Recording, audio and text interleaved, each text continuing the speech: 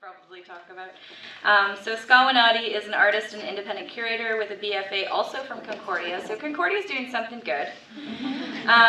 Since 1996, she has been working in new media, beginning with the pioneering, Aboriginally determined, online gallery and chat space Cyber Powwow, which exhibited artwork and essays until 2004. Her own artwork addresses history, the future, and change, and has been widely exhibited. And it's called Imagining Indians in the 21st Century, a web-based paper doll time travel journal, which has been presented across North America.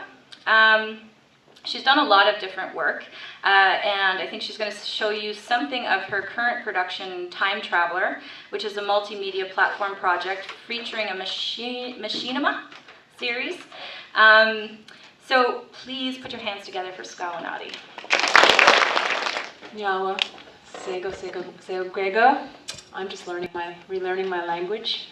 It's very exciting, but I stumble at times. What I was planning to do in this presentation, in the 10-minute part, is to, yes, present a little bit of Time Traveler TM. I've been working on this piece, and it's finished now, for 8 years. So I feel like you've all heard it, but I do see some new faces, so I'm going to give a very brief description of what it is. So Time Traveler is a machinima project, which basically means I make these movies in a virtual environment. But the point is that I use that environment to allow the main character, Hunter, to travel through time at two important incidents in First Nations history. And so, of course, he had to go to the so-called Oka crisis. So what I thought I would show you here, I'll tell you a tiny bit about my process, which is that I do a lot of research. So yes, I was alive. I was 19 during the Oka crisis. I actually was in Italy doing a drawing class with a Concordia class when it happened. But came home and it was still happening.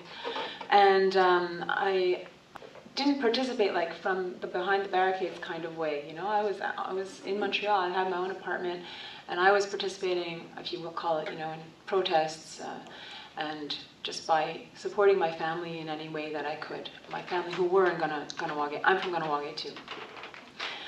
So when I saw that the 20th anniversary was approaching and I was already doing this project, I was like, okay, I have a deadline. You know, I really wanted it to be done for July 11th. And I got everything I could, meaning I watched every video that I could find online, and at the NFB, I didn't watch all of Alanice's like 800 hours, so, but you know what I mean. You know, looked at old newspapers, books, and did interviews with people that I knew and some that I didn't know. And so I wanted to show you just a few of the images that show up in the later work. I won't be able to show you the whole episode of Time Traveler when he goes, but you can watch that online anytime. But I will show you two very short clips. So it says, after the battle, a child plays around overturned provincial police cars being used as a barricade by the Mohawks from Oka. This is a pretty famous image. This one I hadn't seen at the time. I only saw it in my research. So that's during the walkout. That's during when they left. That is Wanique Horn-Miller, who sort of got famous maybe. She became an Olympian. And she was also at, I actually need to ask her about this because I've come to know her. She's one of the people I spoke with a little bit. But she was bayoneted that day. And I don't know if this picture takes place before or after, and that's her little sister she's holding.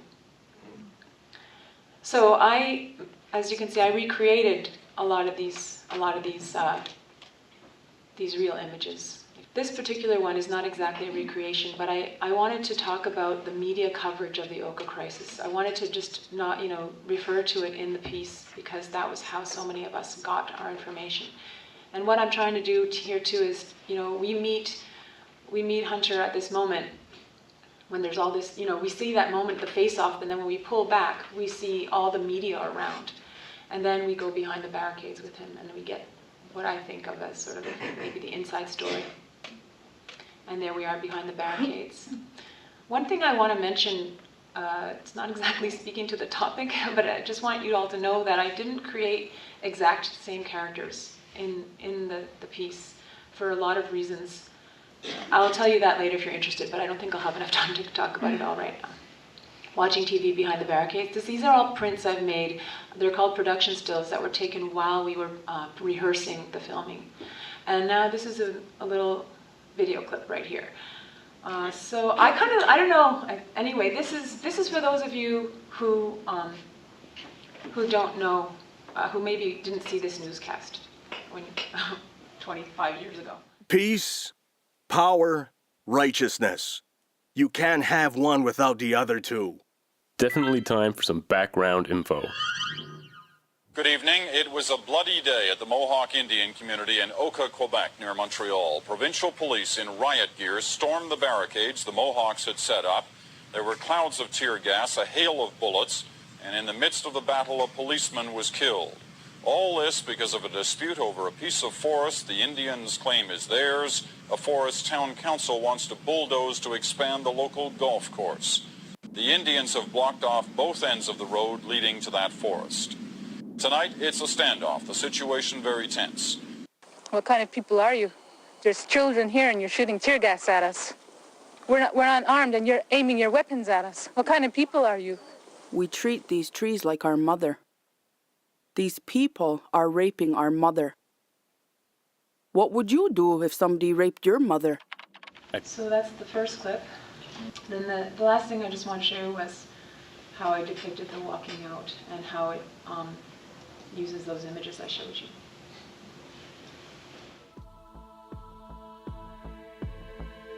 The walkout was pretty fucked up. The army was harsh, but we expected that.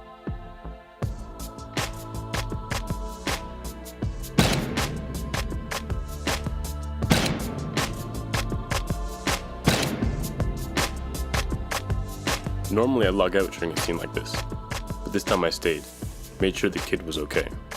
I took her to her dudas when her mom and everybody else were loaded onto buses. Somebody must have done the same thing when it really happened, or TT wouldn't have let me.